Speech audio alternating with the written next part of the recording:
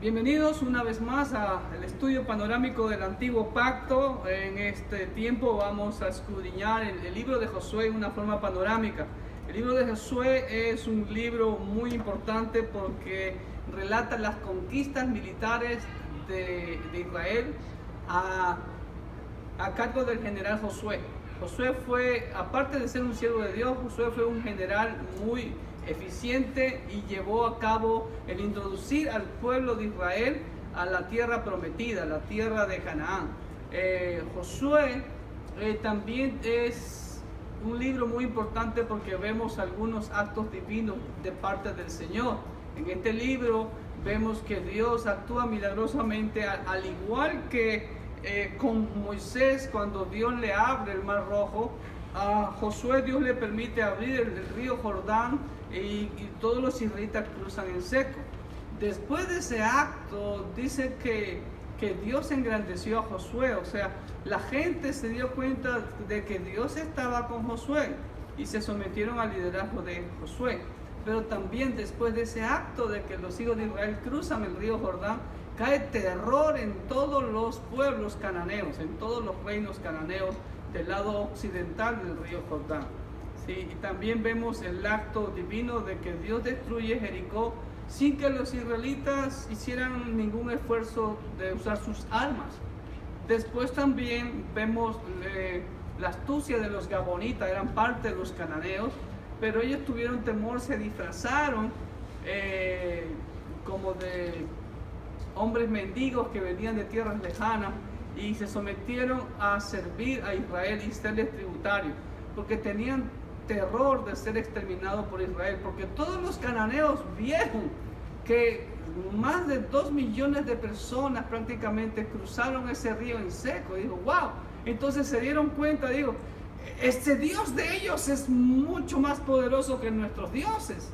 Y definitivamente que obvio, ¿no? El Dios todopoderoso. Y también después, cuando fue a defender a los gabonitas, vemos también el día más largo de toda la historia y que está comprobado aún por la ciencia, ¿no? Y por otras civilizaciones antiguas. El sol duró prácticamente casi 24 horas y ahí el Señor destruyó a los reyes que se habían confederado contra Gabaón, solamente enviando granizo desde el cielo.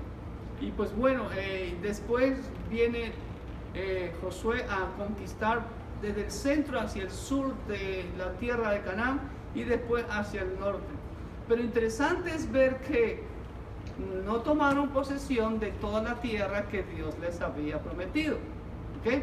Y pues el libro de Josué finaliza pues con la repartición de las tribus. Dios les da paz, pero también después ya con la muerte de Moisés, y lamentablemente termina con la apostasía del pueblo, en la cual Josué, antes de morir, implora, suplica, llama a los líderes, a los ancianos, a los líderes de Israel, para que abandonen esas prácticas paganas que los padres de ellos habían cometido, ¿no? Y así muere Josué y ahí culmina la historia de este libro. Vamos a dar algunos puntos en la introducción. ¿Quién es el autor de este libro? En sus hojas ustedes tienen ahí un espacio en blanco. A diferencia de las otras clases, ustedes veían que siempre estaba el nombre de Moisés, porque los 5 primeros libros llamados la Torá o el Pentateuco fueron escritos por Moisés.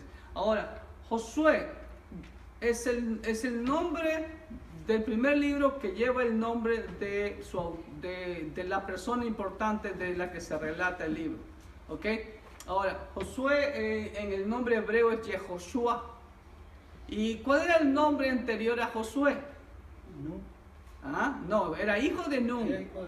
Pero era Oseas, correcto. Y si usted ve ahí en el nombre en hebreo, usted puede ver aquí que claramente, prácticamente, Moisés le añade la letra Yod, porque aquí dice Osea, ¿sí ve? Pero se pronuncia diferente, Yehoshua.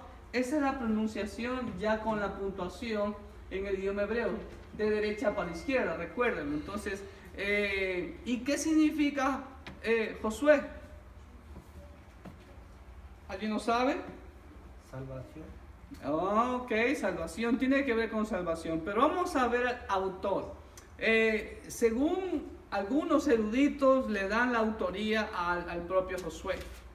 Otros dicen que no, porque se ven acontecimientos o nombres que no aparecen después, en la época de los reyes. Otros dicen que de pronto fue Josué el que comenzó a escribir y después más adelante alguien testigo de los hechos mismos completó ciertas cosas, como la muerte de Josué, ¿no? Recordemos algo. Josué vio todos los acontecimientos desde Egipto y vio cómo Moisés iba escribiendo todo lo que Dios le dictaba. Y algo muy importante que vemos en la nación de Israel desde ese tiempo, cuidaron siempre las genealogías con respecto a las tribus y también a los sacerdotes, a los levitas. Entonces no me parece raro a mí de que Josué haya escrito la historia de la conquista, ¿ok? Tal vez, como dicen algunos eruditos, puede ser que después otros añadieron algo o terminaron de escribir lo que Josué había empezado. Entonces, pero otros le dan totalmente la autoría a Josué, a pesar de que se relata su muerte, como vemos también en el libro de Deuteronomio con Moisés. Pero sea lo que sea, pues lo más importante es que está plasmado en la Biblia. El Señor Jesucristo lo confirmó, ¿sí? Y muchos libros posteriores, tanto del Antiguo Pacto como del Nuevo Pacto, confirman la veracidad de este libro. Entonces pónganle ahí autor desconocido, si quieren pónganle Josué, es lo de menos. ¿Cuándo se escribió este libro? Una fecha aproximada, pues entre 1410 y 1380 es la historia en que se relata todo este libro. No exactamente la fecha en que fue escrito, nadie sabe la fecha en que fue escrito.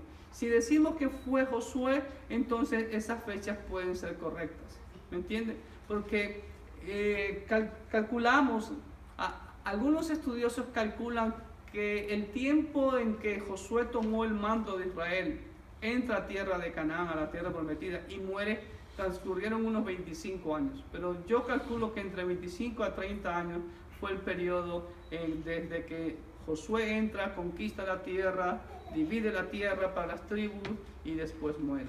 ¿Okay? El nombre en hebreo, como ya se lo dije, es Yehoshua, que significa Jehová salva o Jehová salvador. En la Septuaginta, que es la versión griega del Antiguo Pacto de la Tanaj, se le parece como Jesús o Jesús. ¿Sí ven? El nombre Jesús o Yeshua o Yehoshua o Yehoshua es muy común. Miren que José, el nombre de José también tiene la raíz de Joshua, de Yehoshua, y de ahí también viene la raíz del Señor Jesucristo. ¿Por qué? Porque está implícita la palabra salvación. ¿Ok? Estamos. El punto B. Es el primer libro de la segunda división de la Tanaj, de los originales hebreos, por así decirlo. ¿Okay? Recuerden que la Tanaj está dividida en tres grupos solamente, el Antiguo Pacto. Es la Torá, los profetas y los salmos. ¿Okay? Entonces, en este es el primer libro de la segunda división de la Tanaj, llamado los Nevi'im. ¿Y saben lo que significa Nevi'im? Profetas.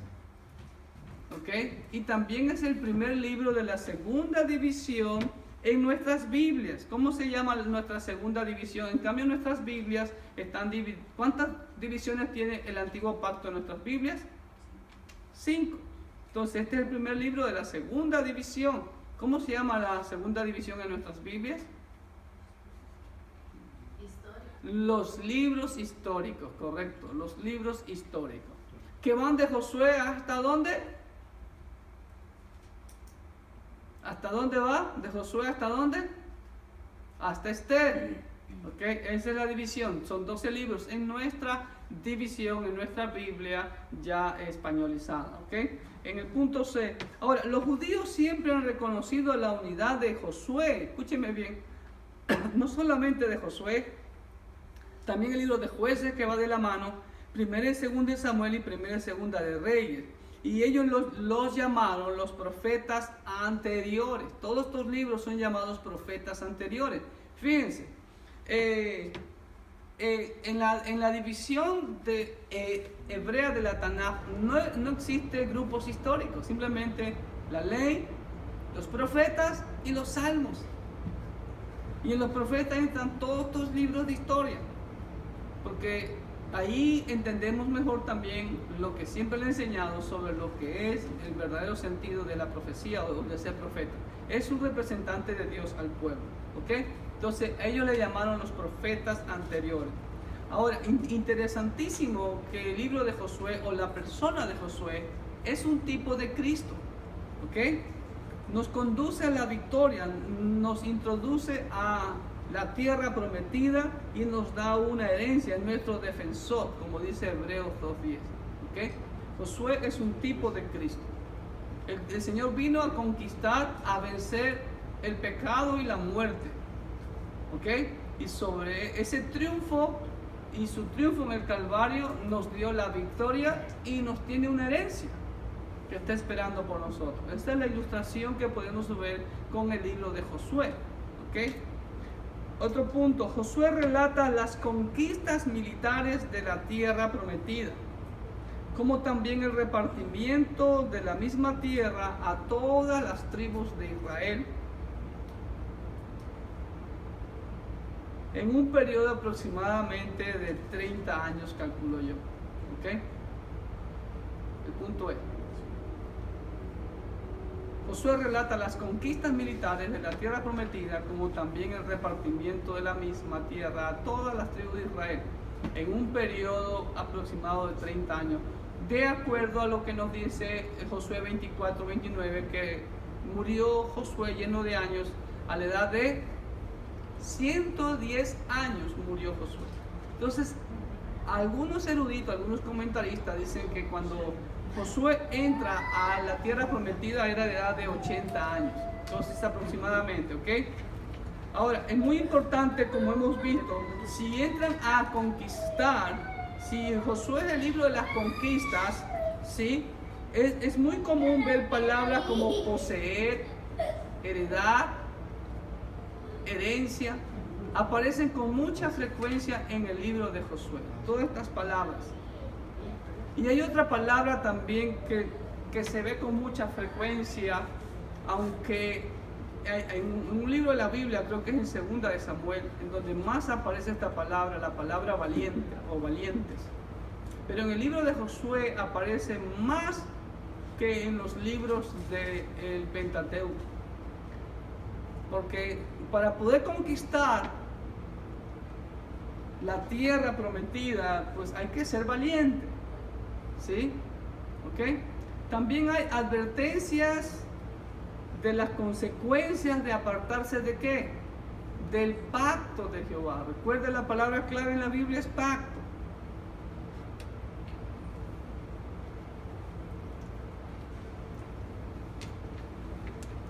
G. Israel entró en Canaán. ¿Con qué entró Israel a tierra de Canaán? Primero entró con la promesa de la tierra de parte de Jehová. Si no, Dios le había dicho vez tras vez la promesa. La vemos esa promesa desde Génesis capítulo 15, si no me falla la memoria, sobre la posesión de la tierra, de los límites de la tierra que iban a poseer, que todo lugar que pisara la planta de sus pies iba a ser de propiedad de los hijos de Israel. No, entonces ellos entraron con la promesa de la tierra de parte de Jehová. ¿Con qué más entraron? Con la presencia de Jehová. Lo más importante, hermanos queridos. Moisés dijo, si tu presencia no va con nosotros, es en vano que vayamos. ¿Ok? Entraron con la ley de Jehová, ya escrita, y el liderazgo de Josué. Por lo tanto, debieron tener éxito en todo, hermano. pero fracasaron por sus constantes. ¿Por qué fracasaron? ¿Por qué fracasamos? ¿Por ser obedientes o desobedientes? Por sus constantes desobediencias. Por eso fracasaron. Y ustedes van a ver más adelante la pauta del fracaso. La advertencia que Dios les dio vez tras vez en Éxodo, Levítico, Número, Deuteronomio a través de Moisés y también ahora a través de Josué. ¿Ok? Otro punto importante es que este libro ilustra el principio actual de que todo hijo de Dios que de corazón se compromete a tomar posesión de todo lo que Dios le ha prometido.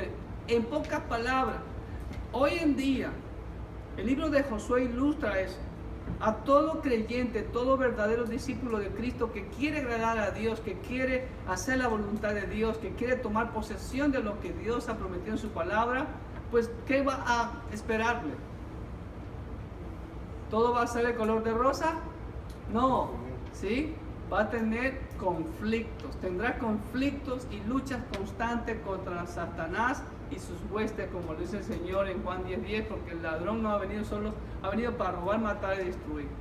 También en Efesios 1:3 y dice que estamos sentados en los lugares celestiales con Cristo, pero en Efesios 6 Pablo habla claramente de tomar la armadura de Dios para combatir el día malo. ¿Ok? Podemos hacer una división corta de este libro en 4 partes.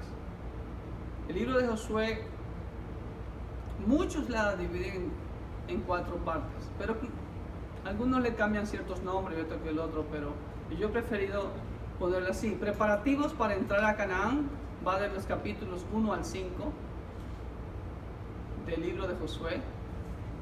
Después, la segunda división es la conquista de Canaán, que va de los capítulos 6 al 12, empezando por Jericó y hasta el norte. Pero ya del capítulo 13 al 22 es la repartición de la tierra a las tribus de Israel. ¿A cuántas tribus? A las 12 tribus. Pero recuerden que en las 12 tribus está contada la de Efraín y Manasés, que eran los hijos de José. Pero había una tribu que no se le repartió tierra. ¿Cuál fue? La tribu de Leví, los levitas. Y ya vamos a ver sobre eso también más adelante, que lo deja plasmado aquí el Señor. Y la cuarta y última división del libro de Josué es el último mensaje y muerte de Josué, los 2 últimos capítulos, 23 y 24. ¿Ok? Y como en todo libro de la Biblia, ¿cómo vemos aquí al Señor Jesucristo?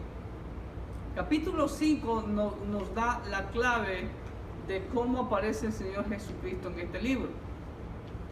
En el libro de Josué vemos al Señor Jesucristo como el capitán victorioso de nuestra salvación. Capítulo 5, Josué tiene un encuentro con el Cristo preexistente. ¿Ok? Ahora sí vamos a ver panorámicamente los capítulos, los 24 capítulos del libro de Josué. En el primer capítulo podemos ver que Josué asume el liderazgo de Israel. Dios le ordena, en este corto capítulo, hermanos queridos, Dios le ordena o le recuerda o lo anima o lo encourage, lo impulsa a que se mantenga como siempre, que es esforzado y valiente. 4 veces se le ordena y aparece esa frase: esfuérzate y sé valiente. ¿Por qué el Señor al inicio de su ministerio le dice eso a Josué? ¿Por qué creen? Porque, hermanos queridos, ser un líder, ser un siervo de Dios es fácil.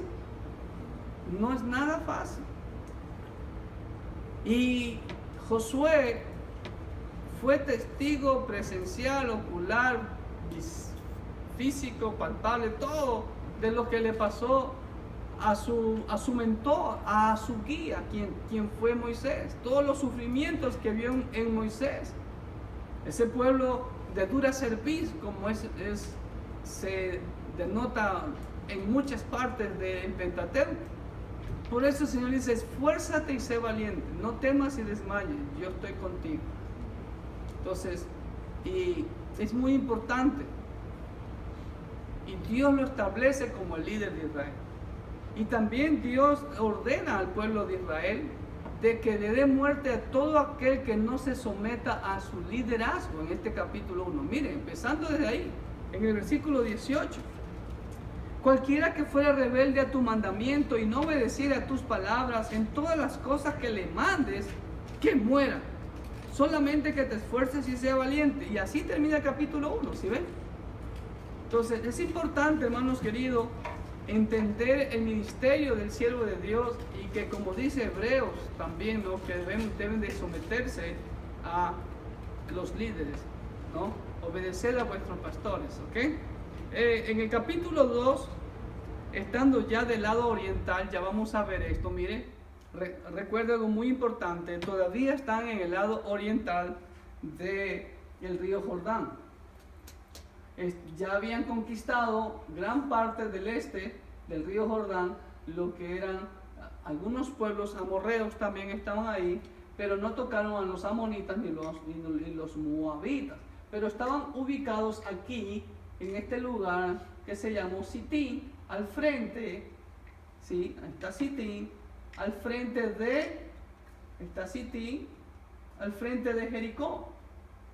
Ahí estaban acampados, ¿ok? Ya todos acá, del lado oeste del río Jordán, estaban a la expectativa de los hijos de Israel. Entonces Josué, desde Sitín, sí, manda espías a Jericó.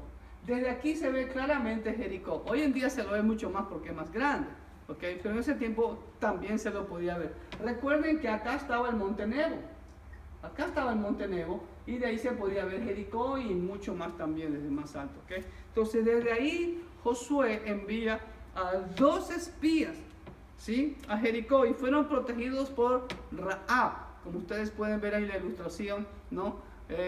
Tenía paja sobre el techado y ahí dentro de las pajas, y después los bajó por la ventana porque su casa estaba sobre el muro de la ciudad, y pues los espías le prometen que no iban a destruir su casa, que ponga una señal, y puso ahí un cordón grana o rojo, señal de que allí estaba la casa de Rahab, ¿no? Y fue la única que se arrepintió.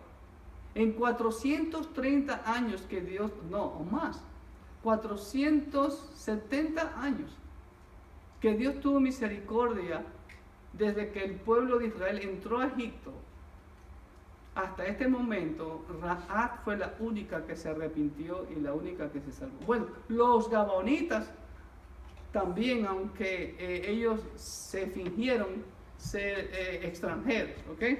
Pero aquí en el capítulo 2 vemos que Rahab protege a los espías, los hace bajar por el muro, y los espías llegan e informan a Josué lo sucedido. ¿Ok? Rahab. Ahora, dentro de la genealogía de nuestro Señor Jesucristo aparece el nombre Rahab, de quien vino Salmón. Pero no sé, estuve investigando si es Rahab la ramera, o después de que Rahab se unió al pueblo de Israel, puede ser que ese nombre, porque ella fue la que salvó a los espías, de pronto se hizo popular y alguien se hizo popular el nombre. Pero me llama la atención que en Mateo 1:5 dice que Salmón dice así, pero no me dice Rahab la ramera. Mateo 1:5. En la genealogía de nuestro Señor Jesucristo dice, y Salmón engendró de Rahab a Boz. O sea, Salmón se casó con Rahab, pero no dice Rahab la ramera, porque muy diferente, ¿sí? En el versículo 6 dice, Isaí engendró al rey David, y el rey David engendró a Salomón, de la que fue mujer de Urías. Ahí sí es específico, ¿sí ven? Pero acá hubiera dicho Rahab la ramera. Entonces, para mí es muy forzado decir que Rahab la ramera de pronto estaba en la genealogía del Señor Jesucristo. Pero también estaba Boz Booz, claro. Vos fue el que Se redimió casó con Ruth. con Ruth, eso sí, Ruth es línea directa de la descendencia del Señor. Y también, Pero desde vos, que... vos eras hijo de Rahab.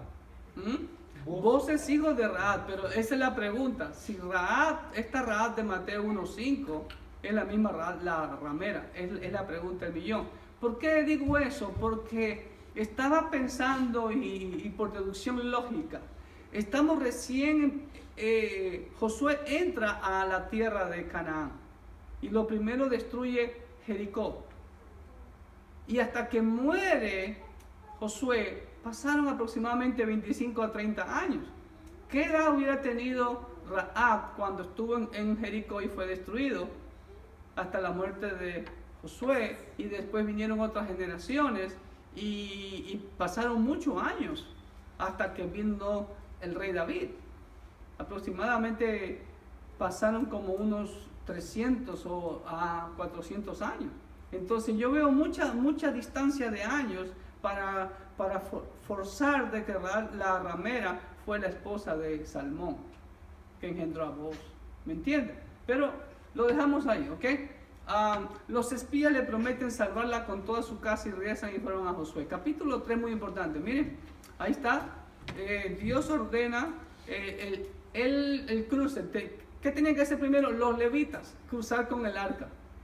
¿Ok? Miren ahí en la ilustración. Ahí están los levitas en medio del río y comienza el pueblo de Israel a cruzar el río Jordán en seco.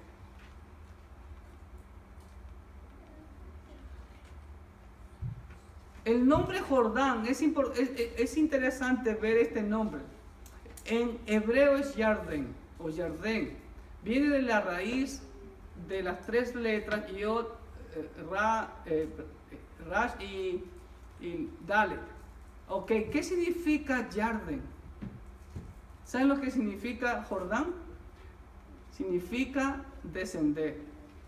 Porque el río Jordán nace ¿en dónde? En el norte, en el lago de Galilea. El lago de Galilea bota el agua por el río Jordán. Y el lago de Galilea es formado por los altos del Golán, bien alto, montañas arriba. Pero de ahí el río Jordán empieza su carrera abrupta, descendiente. ¿Y en dónde echa sus aguas? En el lugar más bajo de la tierra, a menos de 300 metros sobre el nivel del mar, que es el mar muerto. Por eso se llama descendiente. Pero aparte de que esa es la explicación física del río Jordán, el pueblo de Israel creía que Dios lo bendijo con ríos como el río descendiente israelita. ¿Por qué? Porque el Jordán se desbordaba casi todo el año y lo que hacía era bañar las tierras aledañas al río Jordán como el río Nilo, ¿sí? Y eso garantizaba la abundancia de los frutos de la tierra. ¿Ok? Por eso, como digo, todo nombre en la Biblia tiene un significado. Entonces, ese es el significado del río Jordán. Pero lo importante aquí es que Israel pasa en seco el río Jordán. Nuevamente ahí está la ilustración, ellos están cruzando, ¿ok? Pero después de cruzar, en el capítulo 4, Dios le da la orden de que tomen cada representante de cada tribu una gran roca de en medio del río. Todavía están los levitas en medio del río. ¿Qué le llama la atención en esa ilustración y en la anterior? ¿No les llama la atención algo? Es una duda que yo tengo. No sé. Pero ¿ven a los levitas? ¿No ven a los levitas? Aquí están los levitas. ¿Con qué están los levitas? Con el arca. La pregunta del millón. El arca, en el momento que cruzan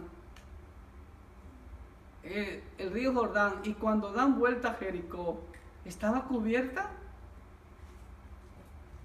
Buena pregunta. Cuando estemos en el cielo lo vamos a saber.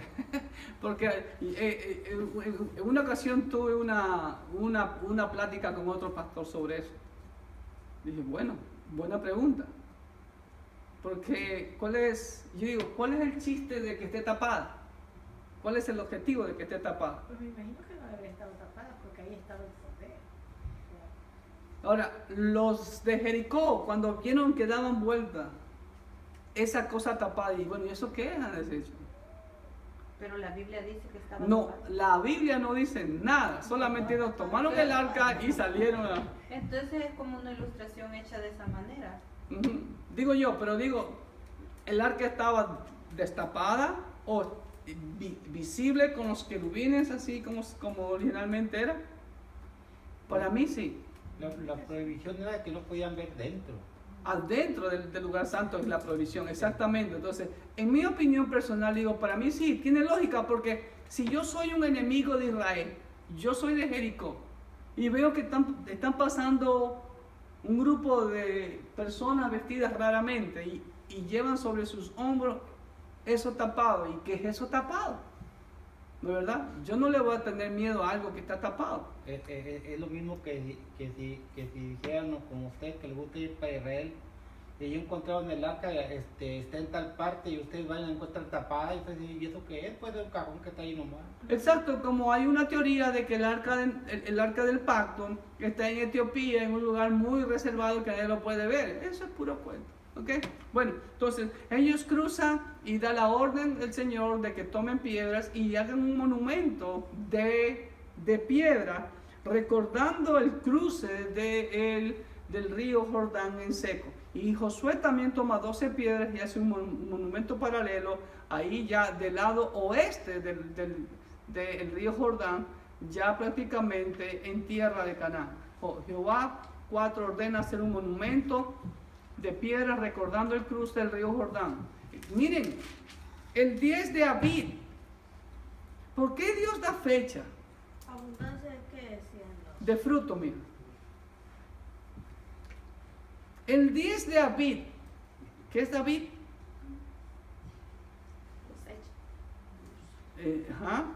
Cosecha. ¿Qué es Abib? Es el primer mes del calendario bíblico. Y el día 10, ¿qué se tenía que hacer el día 10 del mes de Abib? Se apartaba el cordero para el día 14 celebrar la Pascua. Y ellos celebraron la Pascua también. Josué erige otro monumento, ambos en Gilgal. Ahora miren, ahí está Jericó, ok, ya están del lado oeste del río Jordán. Este es el río Jordán, ok, ya está. Ellos cruzan de Sittim, a saber por dónde cruzaron, pero más o menos por aquí. Y al cruzar, acampan en un lugar que le llaman Gilgal. Y en los mapas que he visto, inclusive ustedes van a ver algunas ilustraciones, algunos colocan a Gilgal acá arriba. Pero la Biblia me dice claramente que y el pueblo subió del Jordán el día 10 del mes primero y acamparon en Gilgal, al lado oriental de Jericó. ¿Cuál es el lado oriental de Jericó? A la derecha, al este. Entonces, si aquí está Jericó, acá está el norte, el este es para acá. Puede haber sido por aquí, pero por esta área estaba Gilgal. ¿Ok? Y ahí Josué hizo el campamento. ¿Ok? Y le llamó Gilgal. Y ahí prácticamente vemos que ya han conquistado el este del río Jordán y ya han conquistado prácticamente este pedacito llamado Gilgal. Están por conquistar Jericó y todas las tierras hacia el sur y después hacia el norte, como lo vamos a ver a continuación. Capítulo 5. Me encanta estos dos primeros versículos. Dice que cayó el terror en los reyes amorreos. Pues claro, ¿cómo no va a caer el terror al ver cómo un pueblo cruza, cómo el agua se detiene? Ellos no pueden imaginarse, wow, ese Dios es omnipotente, ese Dios es todopoderoso, nos va a destruir a todos nuestros dioses, nos van a aniquilar totalmente. Todos estaban aterrorizados. Aún Jericó dice que estaba cerrada por el temor, tenían miedo salir por los hijos de Israel. Y cayó el terror en los reyes amorreos.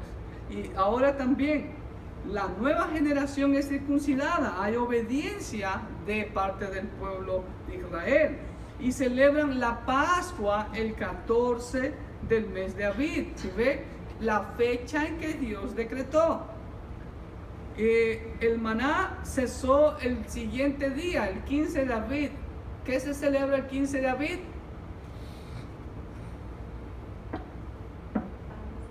La fiesta de los panes sin levadura por 7 días, ¿ok? ¿Sí ven? Entonces ya hasta ese momento se acabó el maná, ¿ok? Y de ahí comenzaron a comer los frutos de la tierra.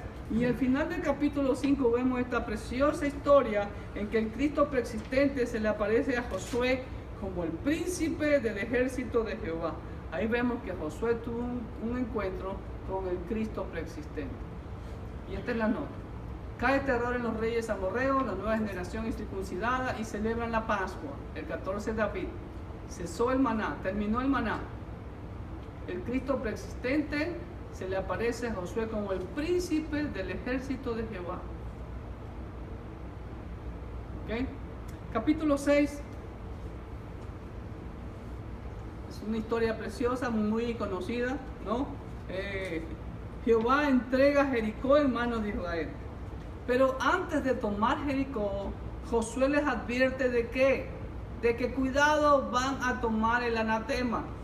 Okay, todo oro, toda plata, todo bronce era resguardado y tomado para Jehová. Pero el resto, todo, absolutamente todo, tenían que destruirlo. Okay? Y al final del capítulo 6, Josué proclama una maldición sobre quien edificare nuevamente Jericó. Vamos a la nota. Jehová entrega a Jericó en manos de Israel. Advertencia de tomar del anatema, la maldición. La palabra anatema significa maldición. Y al final del capítulo 6, la maldición proclamada por Josué, al que reedificare Jericó. Y vemos que esa maldición se cumplió con la persona que reedificó Jericó. En Primera de Reyes 16:34 ocurrió ello. Primera de Reyes 16:34. ¿Alguien lo tiene ya? Dice así: en su tiempo, Hiel de Betel reedificó a Jericó a precio de la vida de Abirán su primogénito, echó el cimiento, y a precio de la vida de Segud su hijo menor puso sus puertas, conforme a la palabra que Jehová había hablado por Josué, hijo de Nun. ¿Sí ve? Se cumplió la profecía, o la maldición en este caso. ¿Okay? Y bueno, y la ciudad de Jericó hasta el día de hoy existe. La ciudad de Jericó en este tiempo pertenece a los palestinos. Y sinceramente, lo único que hay es una montaña de ruinas, pero no se ve nada más espectacular, por así decirlo. Ni las palmeras que tienen. ¿Ah? Ni las palmeras. Las palmeras, exacto, Jericó se conoce como la ciudad de las palmeras. Sí se ven todavía palmeras, es lo que se ve. ¿Okay? Sí se ven palmeras, pero claro que la vegetación ha cambiado bastante desde ese tiempo. ¿Okay? Como les dije, los campos de Moab, como dicen, ahora ya no hay campo, hay todo eso es desierto. ¿Okay? Vamos a entrar al capítulo 7. Entonces vemos acá el mapa, cómo va avanzando. Lo verde es la conquista. Ya Israel entra y toma Jericó. Pero, ¿qué pasó en esa batalla tremenda que Dios les entregó en sus manos? Esa victoria.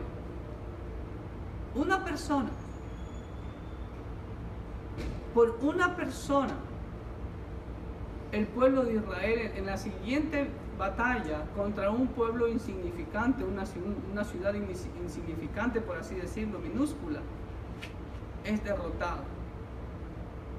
¿Por qué?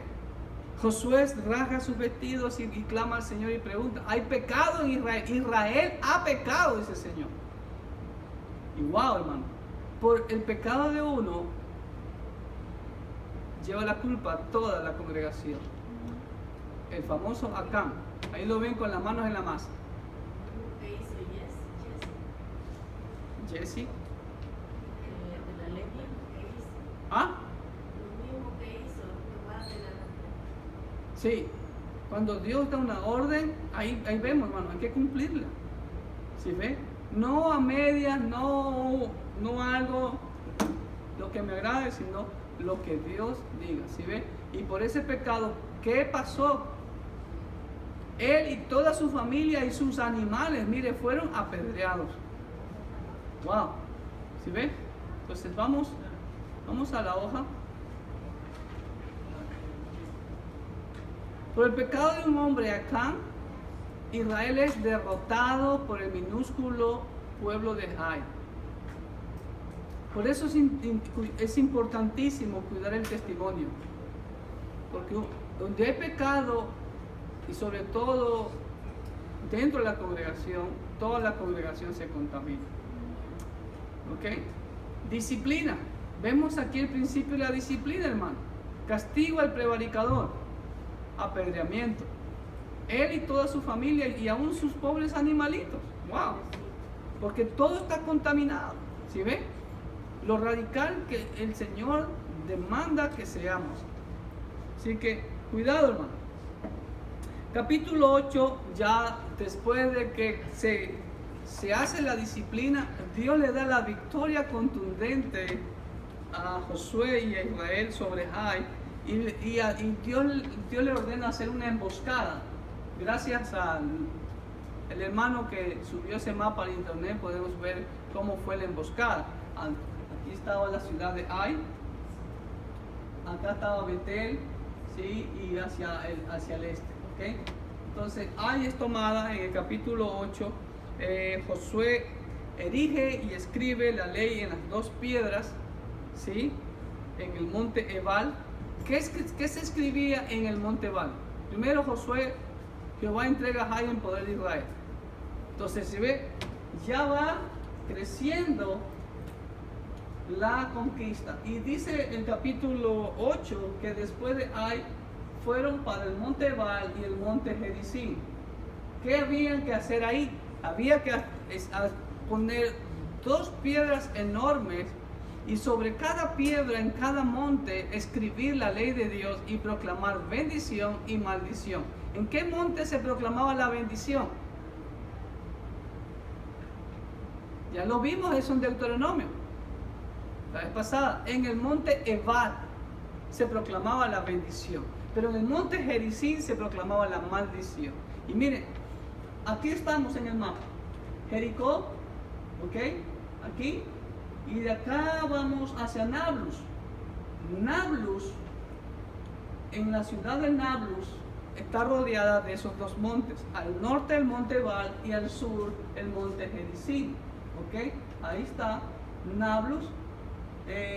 Hacia el sur queda Jerusalén. Jerusalén está acá, miren dónde está Jerusalén. ¿Ok? Entonces hacia el norte de Jerusalén está la ciudad moderna de Nablus. ¿Cómo se llamaba en la antigüedad esa ciudad? ¿Alguien se acuerda? Y aquí está, miren, a la izquierda, el monte Ebal al norte y el monte Gerizim al sur. Y aquí en medio, en el valle formado por estos dos montes, se asienta hoy en día la ciudad palestina de Nablus. Pero en tiempos de Cristo era la provincia de Samaria. Y en capítulo 4 del Evangelio de Juan vemos la historia que el Señor aquí vino, era necesario pasar por Samaria. ¿Y cómo se llamaba antes esta ciudad? Se llamaba Siquén, donde tuvo el encuentro con la samaritana. Ahí estuvimos, mija, ¿te acuerdas? Pero nunca fuimos a ver el pozo de Siquén, el pozo de Jacob. ¿Ok? Entonces, toda esta ciudad hoy en día es una ciudad palestina. ¿Ok? Y ahí había que colocarle esas piedras, unas piedras enormes, no labradas con hierro, sino naturales, y ahí escribir toda la ley. ¡Wow! ¿Dónde estarán esas piedras? ¿Dónde están enterradas ahí? A saber. ¿Ok? Vamos al 8. Jehová entrega a Ai en poder de Israel. Josué erige y escribe la ley en las dos piedras. En el monte va la bendición y en el monte Gerizim la maldición. Vemos un buen liderazgo de Josué al obedecer lo ordenado por Moisés. En Deuteronomio 27, Dios le ordena a Israel a través de Moisés y Josué lo lleva al cumplimiento. Hermano, vemos un buen liderazgo de Josué en este punto, ¿ok? Capítulo 9. En capítulo 9 vemos la estrategia engañadora de los gabaonitas, que fingen venir desde lejos, llegan en harapos, mendigos, con panes todos mohosos, con hongos y todo eso, ¿no? Y se hacen ser los siervos de Israel. Ahora, la astucia, capítulo 9, Josué y los líderes engañados por la astucia de los gabaonitas, los cuales se hicieron siervos de Israel por temor de ser exterminados. Y hermano, fue un mal liderazgo de los líderes de Israel aquí. ¿Por qué? Ahí dicen, 9, 14 y 15, dicen, no consultaron a Jehová sobre este hecho. Si ve, esto nos muestra, hermano, toda cosa que nosotros vayamos, toda decisión que vayamos a tomar, ¿qué tenemos que hacer? Consultar a Jehová. Lo vemos en la vida de David. Cuando David no consultó a Jehová sobre que estaba en el palacio, en el terrado, hecho el vago, por así decirlo, no consultó. Y también cuando hizo el censo, no consultó y ahí tuvo las consecuencias, ¿ok? Así que vemos, hermanos, que es importante siempre, toda decisión como iglesia, consultar al Señor. Ahora, ¿cómo consultamos al Señor? ¿Cómo el Señor nos va a responder? Con su palabra. La palabra, correcto, ya tenemos la palabra. ¿Qué dice la palabra de Dios? Entonces, eso hacemos. ¿Se dan cuenta? Es la palabra de Dios la que nos va a responder. No lo que yo pienso, no lo que el hermano piensa, no lo que la denominación piensa y hace, o porque todo el mundo lo hace, allá ellos. ¿Ok? Estamos. Capítulo 10, un tremendo capítulo, que entonces ya vemos que estamos avanzando en la conquista, ¿no? Entonces los gabaonitas, o en inglés es Gibeon, ¿sí? Se hacen siervos, pero estos 5 reyes, Jebús, el rey de Jebús, el rey de Jarmut, de Ligna, de Laquis y de Glón y de Hebrón y de Debir también, se unen para combatir Gabaón. En el capítulo 10, ¿sí ve? Van a destruir a Gabaón, pero los gabaonitas mandan a pedir ayuda a Josué y Josué va en su ayuda y ahí tenemos que el sol se detuvo, por así decirlo. No es que se detuvo el sol, sino que la tierra se paró. ¿Qué pasa si la tierra se para, hermano? Salimos chispeados, salimos expulsados hacia el espacio. Pero este fue un milagro que Dios hizo. ¿Sí ven? Duró.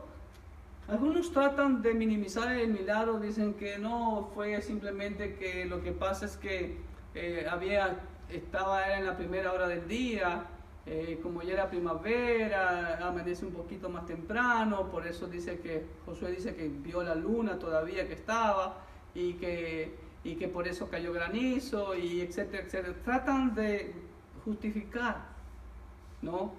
este hecho divino con algo natural. Y de ahí conquista a esos reyes y Josué prácticamente conquista todo el sur de Israel, todo el sur de Canaán.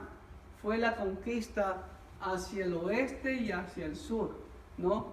Como para que no haya oportunidad para dividirlos a los del norte, para que no se unan, ¿ok? Entonces fue una estrategia que Dios se la dio. Y en ese día largo pudo vencer a todos esos reyes y a los otros días siguientes las otras ciudades y hasta el sur. Me llama la atención que inclusive dice que la conquista llegó prácticamente hasta el límite con Egipto, la tierra de Gosén. Ahora, sobre el día largo, hay fuentes egipcias, chinas e hindúes que afirman que en la historia de ellos que hubo un día largo, muy largo. La defensa milagrosa de Gabaón, hubo sol casi todo el día. Fuentes egipcias, chinas, hindúes apoyan este evento. Pickering, un científico de Harvard y otro científico de apellido Totten de la Universidad de Yale aquí en Estados Unidos, también dicen que en la astronomía han llegado a la conclusión de que falta un día en la historia y que ese día coincide en los días de Josué. La verdad, no sé cómo calcularlo, cómo lo calculan, pero anyway, lo más importante es que la Biblia lo firma y es todo, y yo lo voy a creer. Entonces, la conquista hacia el sur de Israel, Maceda, Libna, Laquis, Eglón, Hebrón y Debir, destruyendo 9 reyes de los que son nombrados ahí, pero de ahí destruyó todo hacia el sur, o sea, fueron mucho más de 9 reyes. Y ya vamos a ver más adelante la lista de todos esos reyes que destruyó Josué. Este es otro mapa de la conquista, por así decirlo. Si ve, es lo que les decía. Ponen a Gilgal al norte de Jericó prácticamente. ¿Sí ven, sí o no? Cuando la Biblia dice que está al este. Pero anyway, entonces, después van a Ai, a Gabaón, Maceda, Libna, Laquis, Eglón, Hebrón, Debir y más hacia el sur, todo lo que es el Neguet y también aún la franja de Gaza. ¿Ok? Eso es lo que vemos en el capítulo 10. Capítulo 11. Miren, ya la conquista hacia el norte de Israel. Conquista hacia el norte de Israel. ¿Ok? El capítulo 11. En capítulo 12 vemos la lista de los reyes conquistados. Miren, gracias a el hermano o la iglesia que subió todo eso. Miren toda la lista. Del lado oeste, este es el famoso Mar Muerto. ¿Ok? Y del lado oeste, todos los reyes que conquistaron ya cuando estuvo todavía Moisés, ¿sí? A Sehón, un rey de los amonitas, de Esbón, y también a Bashán, rey de Og. ¿Okay? Pero miren la lista acá, muchísimos reyes conquistados. ¿Okay? Entonces vemos que Dios cumple sus promesas. ¿Okay? Vamos a la nota, capítulo 12. Lista de reyes conquistados por Moisés y Josué. Capítulo 13. Mucha tierra por conquistar aún, dice el capítulo 1. ¿Sí? Y hay un recuento de la tierra que se les dio a Rubén, Gad y a la media tribu de Manasés al este del Jordán. ¿Sí ven? Nuevamente se hace un recuento de la posesión que le dieron a los del este del Jordán, a las 2 tribus y media, a la tribu de Rubén, a la tribu de Gad y a la media tribu de Manasés, que eran muchísimos. ¿Ok? Entonces, mucha tierra por conquistar. Recuento de la tierra que se le dio a Rubén, Gad y a la media tribu de Manasés al este del Jordán, lo que actualmente es Jordania, también pertenecía a Israel. ¿Ok? Capítulo 14, vemos otra promesa de Dios concedida, en este caso a Caleb. ¿Sí? Miren en el mapa, aquí queda, este es el Mar Muerto, el Mar Muerto, y acá está Jerusalén, y al sur de Jerusalén está la ciudad de Hebrón, que actualmente está prácticamente en manos de los palestinos. Pero Hebrón era muy importante. ¿Por qué fue importante Hebrón? ¿Alguien lo sabe? Ya lo he dicho varias veces, en Éxodo, creo que en Génesis lo dije.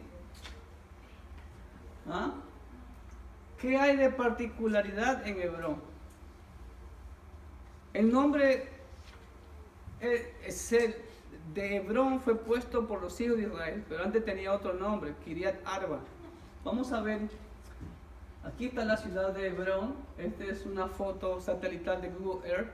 Y ya ven ahí por qué es particular, ¿ya ven ahí? ¿Ya ven? ¿Por el valle? No, ahí hay un nombre, si lo ven en inglés. Los patriarcas. Ajá, la cueva de los patriarcas. Aquí fue enterrado Abraham, Isaac y los patriarcas. En la cueva de Macpela, correcto, hermana Vilmita. Si ves, ahí está la famosa cueva de Macpela. ¿Okay? Y aún ciertos judíos van y oran allá afuera, ¿sí? Afuera de la tumba, porque no pueden entrar, porque está a cargo de los palestinos. ¿Okay? Entonces Dios cumple su promesa con Caleb, porque cuando Caleb fue uno de los 12 espías, Caleb llegó a Hebrón. Y entonces, y él fue uno que dijo, sí, vamos a conquistarlo, Dios está con nosotros. Y por eso se le entregó la promesa de la tierra a Caleb, que se llamaba antes Kiriat Arba, pero le pusieron por nombre Hebrón, los israelitas. Capítulo 15, ya conquistada la tierra, aunque no toda, muy poca, ¿sí? Comienza la repartición de la tierra para Judá. Ahí vemos el mapa ya de las 12 tribus. No he podido sacar un mapa por cada tribu, pero se repartió la tierra para la tribu de Judá. Pero algo importante, dentro de Judá había una ciudad que no pudieron conquistar. Esa ciudad se llamó Jebús. ¿Saben ustedes cuál era la ciudad de Jebús? Jerusalén. Jerusalén, futura Jerusalén. ¿Ok? No fue conquistada la ciudad de Jebús. Ahí estaban los jebuseos. ¿Ok? ¿Quién conquistó Jerusalén?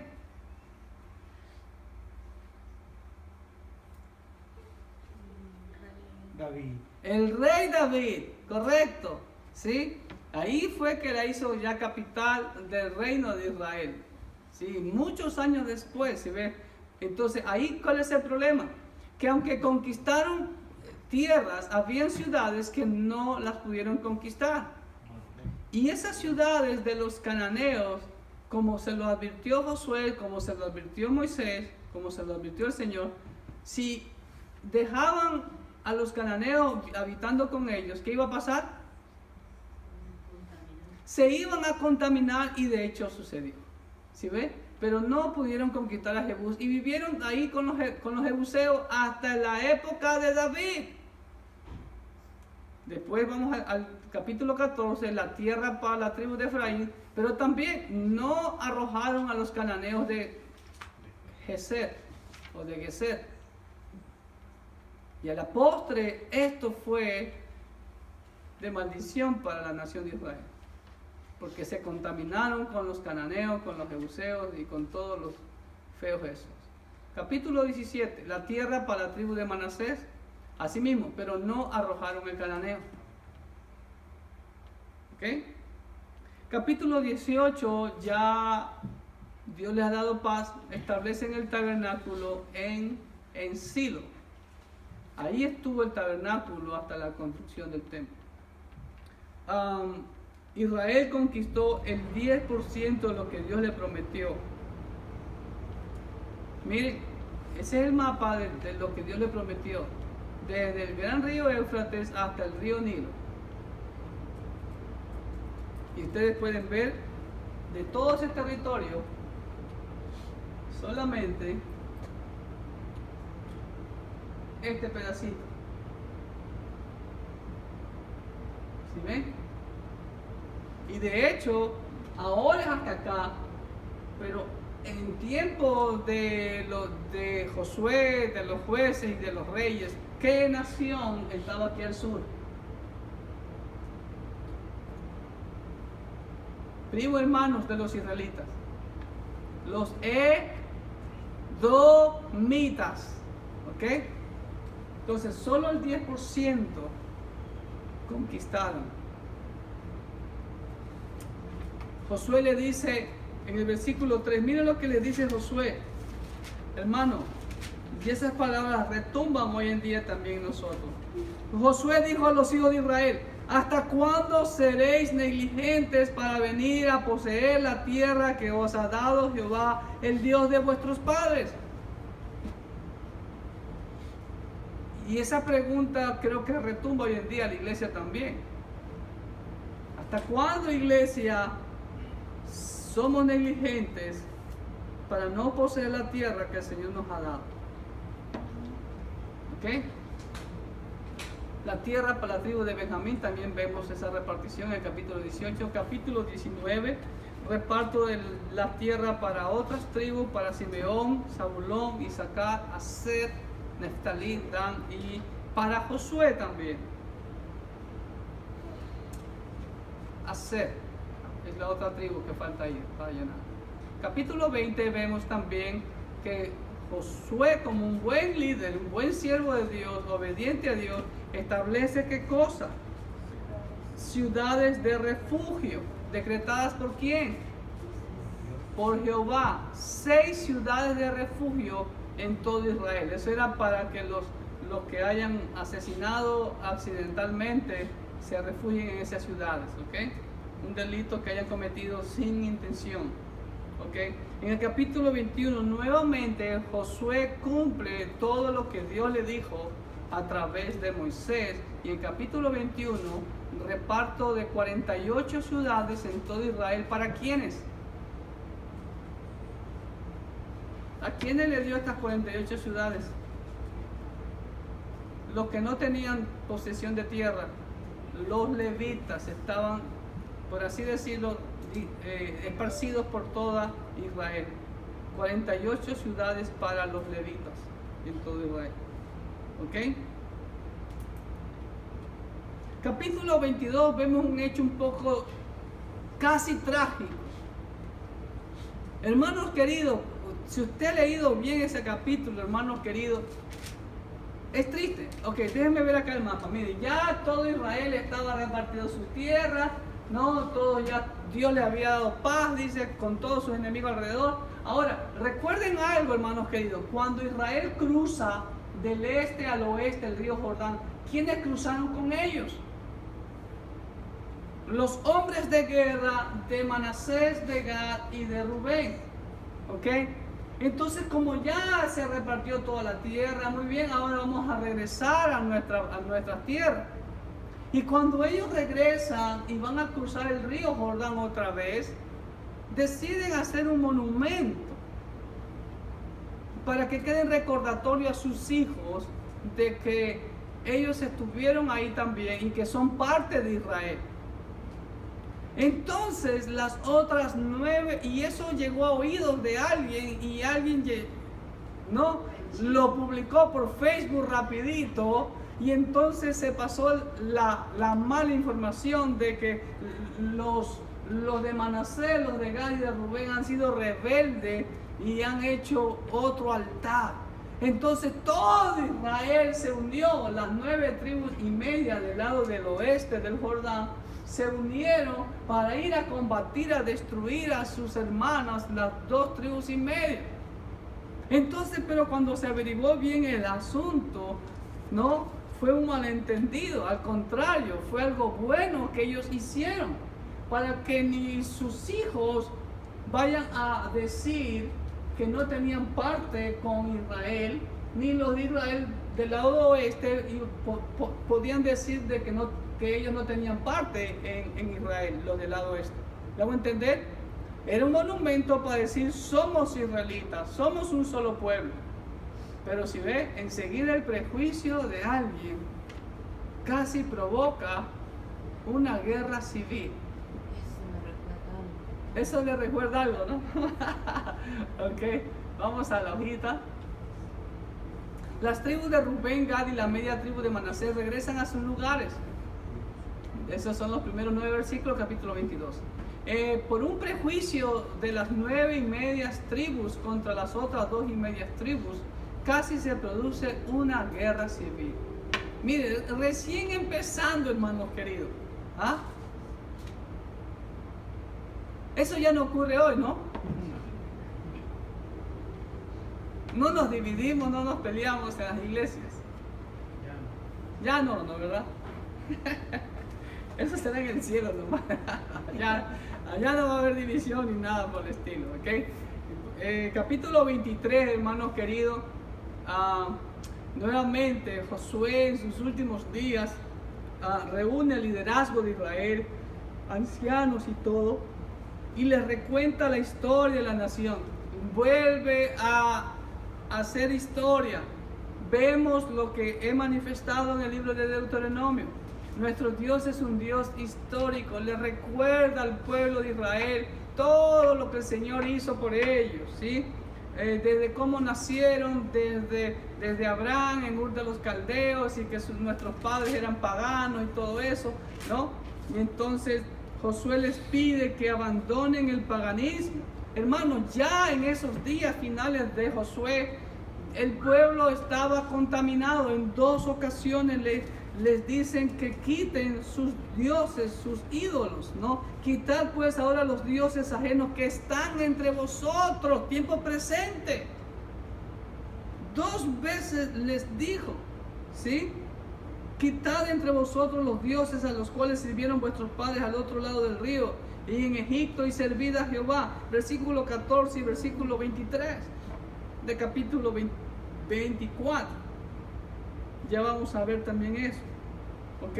Y en el capítulo 23 también dice: guardad pues con diligencia vuestras almas para que améis a Jehová vuestro Dios, porque si se apartan y se unieren a lo que resta de estas naciones que han quedado con ustedes, y si concertaren con ellas matrimonio, mezclándose con ellas y ellos con vosotros, sabed que Jehová vuestro Dios no arrojará más a estas naciones delante de ustedes, sino que estas naciones serán por lazo, por tropiezo, por azote para vuestros costados, y por espinas para vuestros ojos, hasta que perezcan de esta buena tierra que Jehová vuestro Dios os ha dado. ¡Wow, hermano! Josué fue claro. Y el final del versículo del capítulo 23 dice: si traspasares el pacto de Jehová vuestro Dios, que Él os ha mandado, yendo y honrando a dioses ajenos e inclinándoos a ellos, entonces la ira de Jehová se encenderá contra vosotros y pereceréis prontamente de esta buena tierra que Él os ha dado. Hermano, advertencia tuvo Israel. Inclusive aquí en este capítulo 23, en el versículo 7, dice que ni siquiera deben de mencionar a los dioses paganos, mucho menos servirles. ¿Ok? Vamos a la hojita. Súplica, una súplica de Josué yo he puesto al pueblo de Israel, que no se aparten de Dios. Y hermano, esa súplica de Josué retumba hoy en día en los buenos siervos hacia la congregación. Que no se contaminen con las naciones conquistadas, ni siquiera mencionen sus dioses, y mucho menos que les sirvan. Y lo vemos en Éxodo 23, y ve Éxodo, Levítico, Número, Deuteronomio, y aún Josué les recuerda, les advierte: cuidado, no abandonen el pacto de Jehová, no se aparten ni a derecha ni a izquierda, sirvan de corazón a Jehová y van a ser prosperados en la tierra que Dios les da. Si no, y el capítulo 24, nuevamente, Josué reúne a los líderes de Israel, a los ancianos. Y ahí está el famoso versículo de Josué 24, dice: yo y mi casa serviremos al Señor, a Jehová. ¿Sí? Josué reúne al liderazgo de Israel y le recuenta la historia de la nación de Israel. Nuevamente se pone histórico. Les pide que abandonen el paganismo, que quiten los dioses paganos que tenían ya en medio de ellos, y que sirvan solamente a Jehová.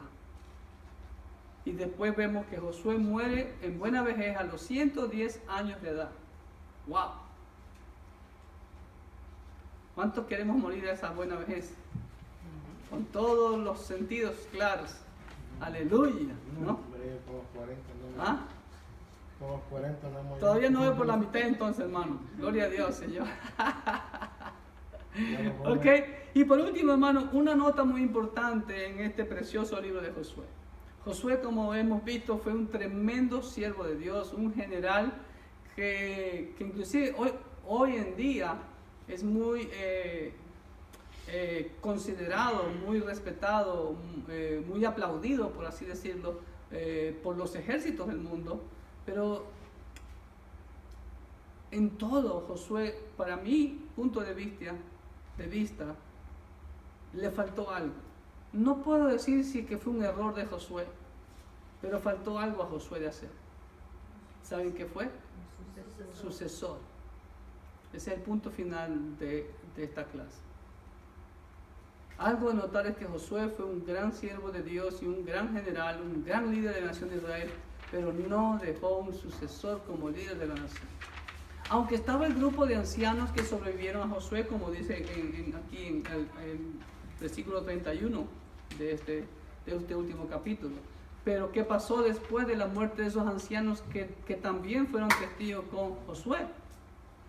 Ahí viene la decadencia de la nación de Israel, que la vamos a ver en el próximo estudio del libro de Jueces.